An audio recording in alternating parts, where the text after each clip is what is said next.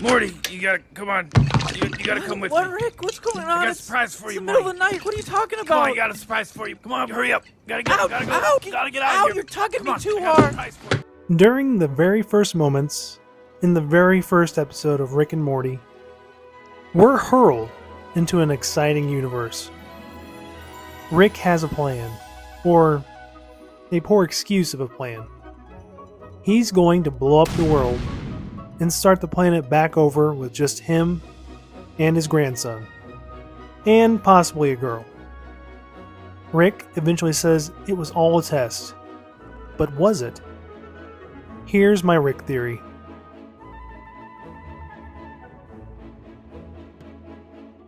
Let's try and figure out if it was all a test or not by looking at the situation and looking at Rick's continued history.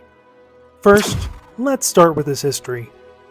We know Rick has done worse and continues to do worse crimes against humanity and alien-manity, so it's not out of his wheelhouse to blow up the whole planet just on a whim. He's willing to help an alien take over planets as a hive mind. He's left his supposedly real dimension and assumed the place of another Rick, and etc., etc., etc. So, if we're going to judge this situation just based on what he would do in the future episodes, then it's entirely possible he was really going to go through with this plan. But I say, let's take a closer look at the situation. Rick had just reconnected with his family and gotten attached to Morty. But let's face it, Morty is nothing special. Well, at least this specific Morty isn't very special. He loves his daughter enough to think she's cool, if that's even his real daughter. But there's a big clue in the midst of the first few minutes of this episode that should let us know Rick's state of mind. He was heavily intoxicated. Yeah, I know. He's always intoxicated or on his way to being so. But why was he extra intoxicated at this time? In future episodes, Rick only gets to that level of intoxication on certain occasions. I think he may have been that far gone because the experience of getting back with his family and realizing that he wanted a connection with Morty was too much for him. The way he dealt with it was to blow it all up and make it all go away. But he didn't do it. Well, at least in this dimension.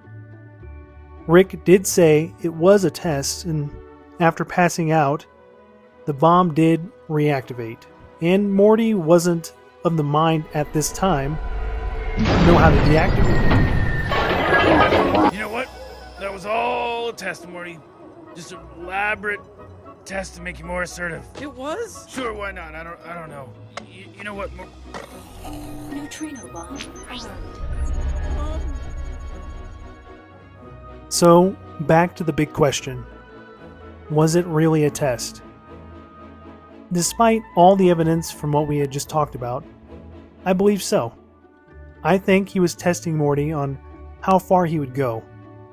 Obviously, Morty went on to deal with realities much, much more devastating than this situation, but I think Rick was trying to gauge who Morty really was. This Rick, our Rick, has met several other Ricks and Mortys over the dimensions and knows that they all differ.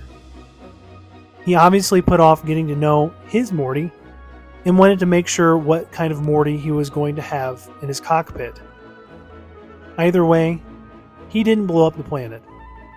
But he did leave it to be a mutant bug-ridden wasteland, so I don't know. Rick and Morty forever and forever, 100 years. Rick and Morty things. Me and Rick and Morty ran around and Rick and Morty time. All day long forever.